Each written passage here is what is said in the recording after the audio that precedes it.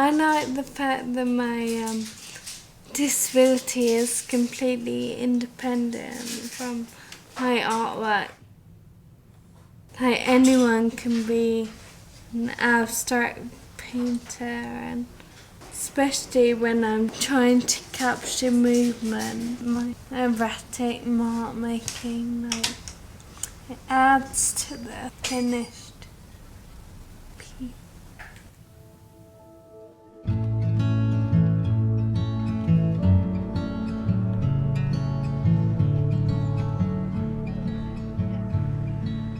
I first noticed Holly had an interest in art really at O level. Then she decided to do art at A level.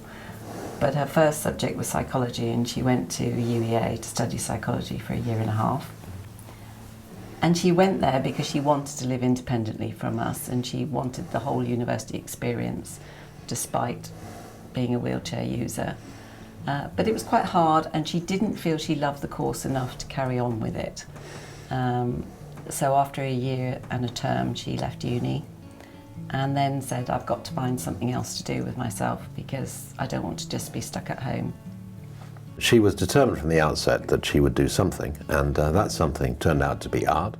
She wouldn't have been independent just by living here and painting. She wanted to, A, live independently and have her own employment space. So with that in mind, got her own accommodation, and then following on from that, she, through her own devices, found studio space in Norwich, and she now has a wonderful studio space which is fully accessible, and she's surrounded by other like-minded creative types who I think have a certain inspirational effect.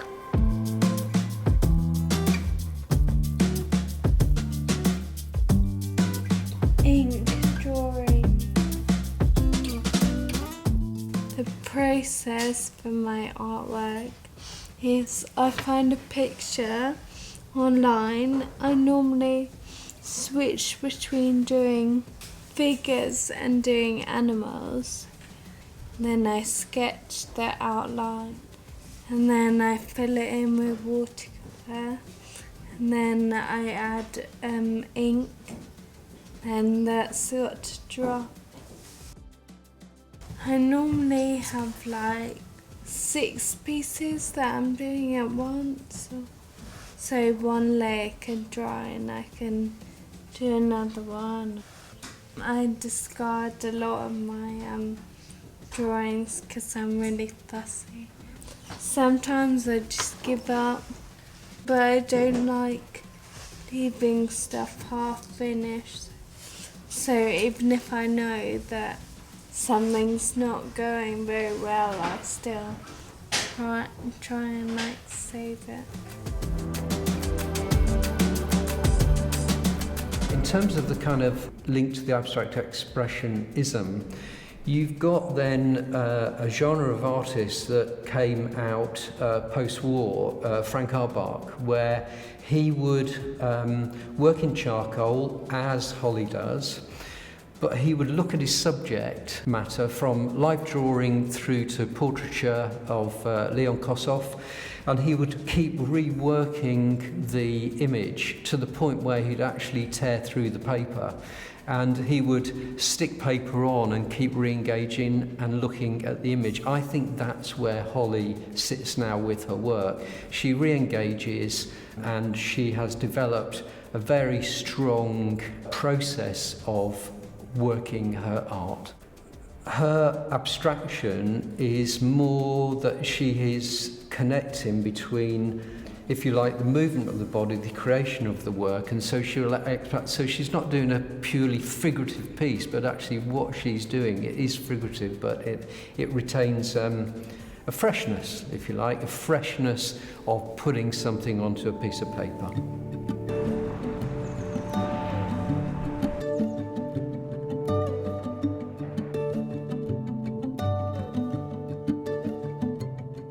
So you get something like this. This is one of her famous pictures, only famous because it was the publicity picture for her first exhibition ever. Mm-hmm. And it's called Flux. And when you look at Flux, the wrong way around, it's just a mess of ink, the sort of thing that a child might do when they're been let loose with a bottle of ink and a brush, and you turn it the other way around, and you suddenly see the movement. The giraffe is one of my all-time favourites. It's the eyelashes. That's an example of, I don't know how she does it, because her motor control is incredible that she manages to do individual eyelashes. You look at the individual components of this picture and it doesn't make any sense. You put it all together and it's a perfect giraffe, to the extent that the eyelashes are just so lifelike. The abstracts started out as her painting animals, and they were beautiful colours, but sometimes they didn't quite work as a complete picture. So from her big A3 bits paper, rather than throwing them away, we actually chose bits which had something about them, both in the shape and the movement, and in that case it looks like two boats. That's about it. I mean, her work changes all the time, because she's changing all the time in what she can do. But also, she is progressing. Although things are changing, she's progressing in a different sort of way with her artwork.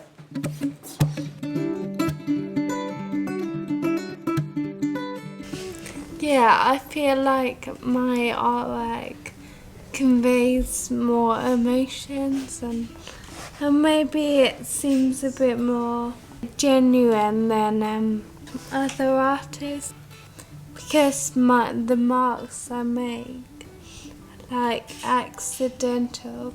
They're marks for movement, and it can seem a bit forced. I think I'm probably inspired by Monet, because his eyesight was deteriorating, and he still created really great works of art.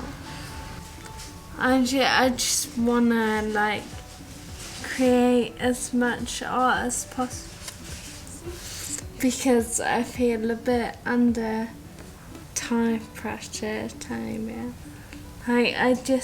I feel like because I've got progressive disorder, and it is gonna get worse, and my marks are gonna be more like wobbly, and I'm gonna try and utilize it as like part of this style or whatever, but it's just, you know what I mean? I see Holly's work as a way of her being defined by something other than her disability. She feels that in a way it's a legacy, it's something she does which is always there for her, but it's always there for her family. And she was determined to create her own artistic style. She's quite demanding from that point of view. Because she wants this, she wants that, but all those things she wants are good things. It's good that she wants. The fact that she wants to have a studio space rather than paint at home. I mean, she could paint at home, but she'd never leave home. We've always said that if you can do something, you do it, and if something seems difficult, you find a different way of doing it. It's the age-old thing about disability, that you have to think that the problem can sometimes be the environment you're in, rather than saying that you've got the problem. So you make the environment an environment that you can be as able-bodied as you can within, but she still achieves all the things that people sometimes don't try to do.